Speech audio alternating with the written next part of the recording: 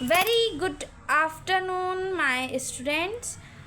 स्वागत करते हैं आप सभी का हमारे यूट्यूब चैनल सेठी क्लासेस बाय प्रिया मैम में। आज का टॉपिक बहुत ही इंटरेस्टिंग है फॉर 12th क्लास स्टूडेंट्स जो हमारे हैं, जो घर में स्टडीज़ कर रहे हैं। अभी सबके जो न्यू टॉपिक्स हैं उसको हम थोड़ा एक्सप्लेन करेंगे। अभी हमने इंटरेस्ट ऑफ कैलकुलेशन सीखा है और उसका जो एडिशनल कैपिटल होती है उसका कैलकुलेशन सीखा है।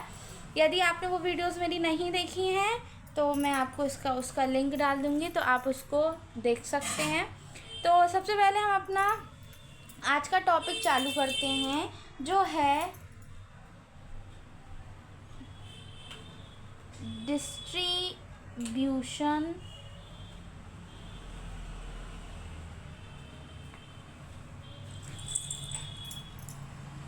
Of profit.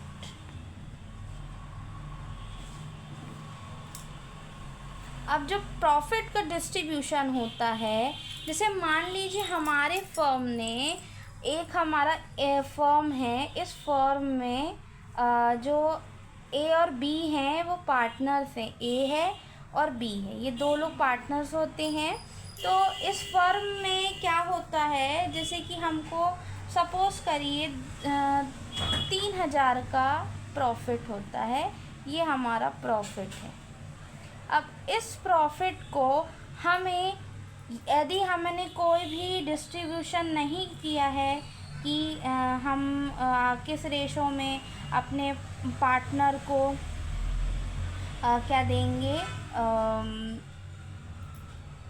प्रॉफिट डिस्ट्रीब्यूट करेंगे, तो उसको हम क्या करते हैं, इस तरह से हम इक्वल जो परसेंटेज होते हैं उस पर हम बांधते हैं। क्योंकि जो 1932 का एक्ट है, जिसमें सेक्शन 4 पे बताया गया है कि जो पार्टनर्स होते हैं, यदि उनने कोई भी रेशो डिसाइड नहीं किया है तो उसको बराबर, यानी यदि हम मानेंगे कि 1:1 का इनका रेशो रहेगा और जो कैपिटल का प्रॉफिट का डिस्ट्रीब्यूशन होगा, 1,500 रुपये ए को मिलेगा और 1,500 रुपये बी को मिलेगा।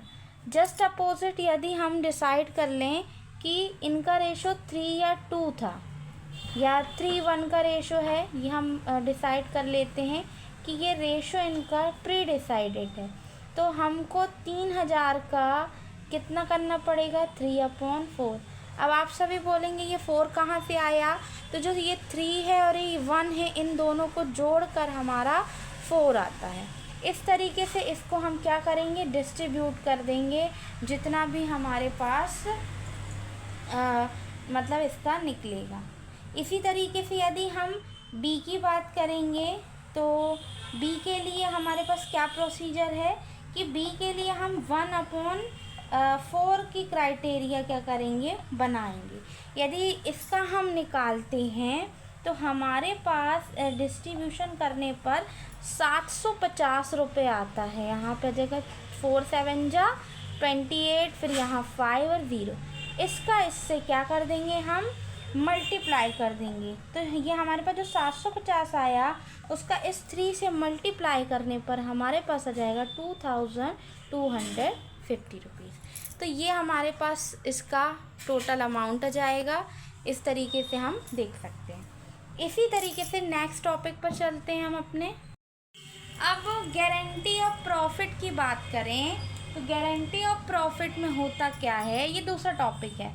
ए और बी एक पार्टनर्स थे, यहाँ पर ये अपने प्रॉफिट को बराबर बांटते थे, ठीक है। इन्होंने सी को क्या किया, इनने क्या किया, एंटर किया, यानी सी की इनने क्या करी, एंट्री की।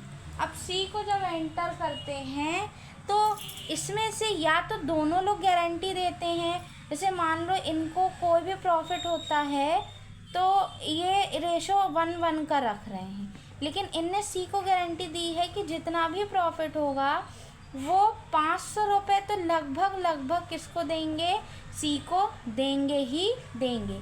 यदि कुछ इसको अलग मतलब कम मिलता है या तो रेशो डिसाइड होता है तो उसकी फुलफिलनेस या तो ए और बी दोनों करेंगे या तो ओनली ए करेगा और बी करेगा, जो इसकी गारंटी ले रहा है।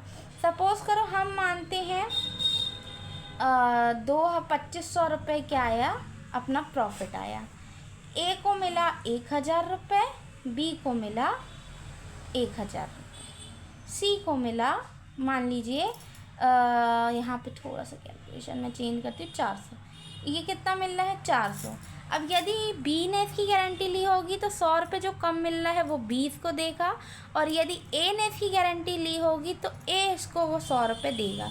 मान लीजिए इन दोनों ने गारंटी ली है तो 50-50 रुपये इनके में से डिडक्ट हो जाएगा। इस तरीके से आपका कैलकुलेशन होगा। वीडियो अच्छी लगी हो तो लाइक शेयर करिएगा और आगे इसी तरह की वीडियोस के लिए हमारे चैनल को सब्सक्राइब करिएगा। धन्यवाद।